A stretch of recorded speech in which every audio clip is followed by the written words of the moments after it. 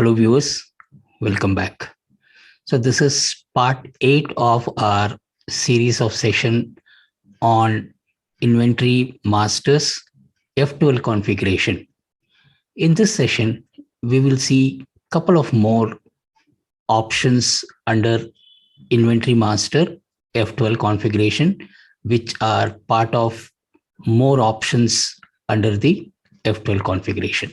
In our earlier sessions, we had covered these options, and the next option is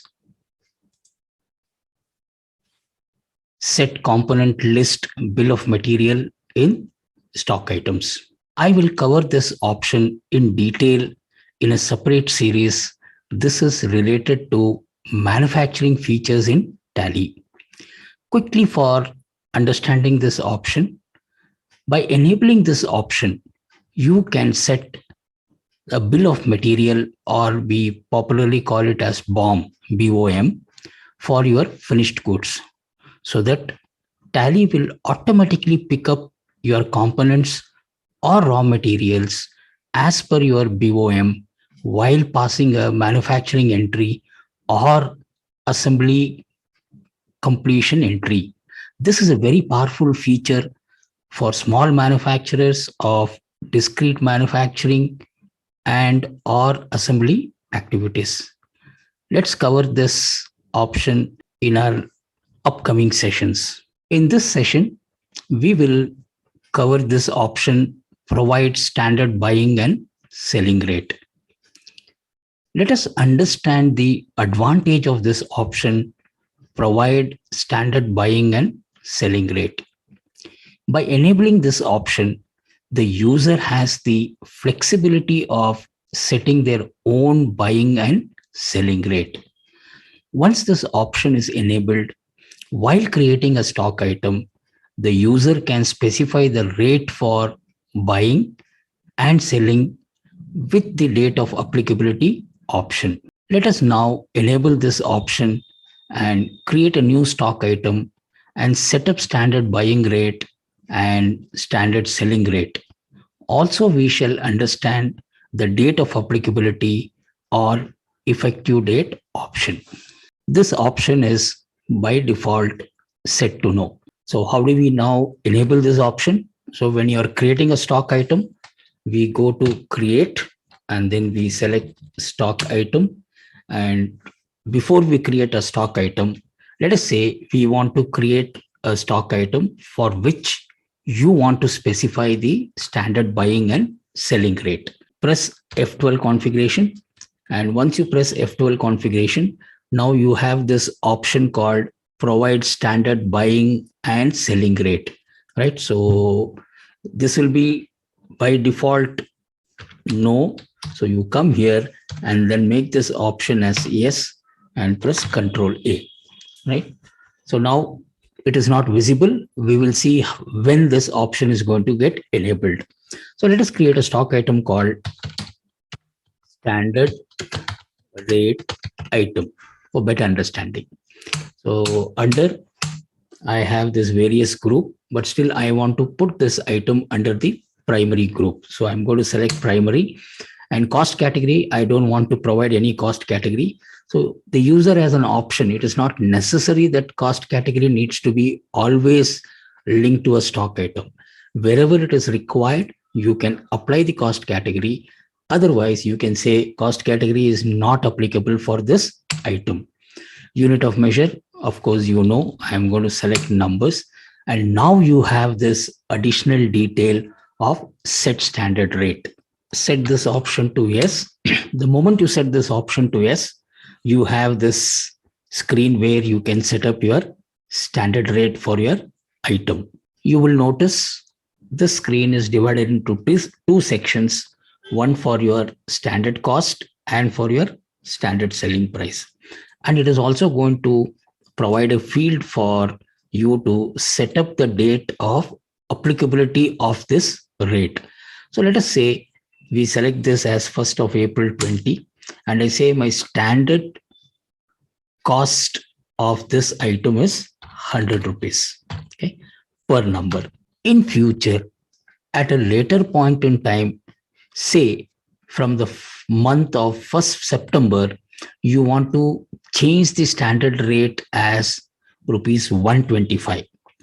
Now, the effective from date for your standard cost will be considered as 125. So whenever you are going to change the rate of your standard cost applicable from a particular date onwards, so let us say I'm going to say that my standard cost from 1st September is going to be 120 per number. Now, in your transactions from 1st of April till 31st of August, the standard rate will be considered as 100 rupees, or the standard cost will be considered as 100 rupees. And from 1st of September, in your transaction, your standard cost will be considered for 120 rupees. So that is what is the field for your applicable from. Likewise, you can change the applicable date and specify the rate as required, higher or lower. Similarly, you can set up the standard selling price with the applicable date. Let us select here the date as 1st April and enter the rate as 150 as your standard selling price. So this again, you can keep changing your standard selling price based on your applicable date. Now, you must be wondering, what is the point of this exercise and where and how am I going to see the benefit of this option? There are two scenarios where, depending on your business requirement, you can make use of these options. A, once you specify the standard cost and standard selling price for an item, every time you buy this item, by default, standard rate will be captured, even though your purchase cost might be higher or lower than your standard cost. What is the advantage of this? By setting the standard cost, every time when you buy this product, you will know the increase or decrease in the cost of your item for your information or for your analysis or verification. Similarly, by setting the standard selling price, whenever you invoice in Tally, Tally will automatically bring up your standard selling price as specified by you as per the applicable date. B, the second advantage, for the purpose of inventory valuation, once you set up the standard cost for your item and your closing stock value, when you are valuing your stock using different method of valuation, there is an option in Tally where you can value all your closing stock based on the standard cost that you have specified as per the applicable date. I will cover the various inventory valuation methods Tally provides in the upcoming session of F12 configuration as we go into other configurations in the upcoming sessions. Now, as on 1st September, let us say my standard selling price is going to be 180. Okay, accept this and save this master. Now, whenever you are going to make a purchase entry, you will automatically get the standard cost that you have entered. And when you're making your sale entry, you will get your standard selling price. So let us just pass a couple of entries and see whether the impact is happening in the purchase and the sales voucher. So we have saved this voucher and let me come to voucher entry. So remember that we had specified the standard cost from 1st of April to 1st of September. It is going to be 100 rupees. Okay. So let's say I'm going to make a purchase entry on 1st of August. Okay. So supplier invoice number, I'm just going to enter some number and I'm going to select some party, enter purchase ledger. The item that I'm going to buy is my standard rate item. So let's say I am buying one number and now you see automatically Tally will pick up the rate from your standard cost. So as you are capturing this invoice, let us say that this particular item you have purchased at 110 rupees. Okay, so enter and you save this voucher.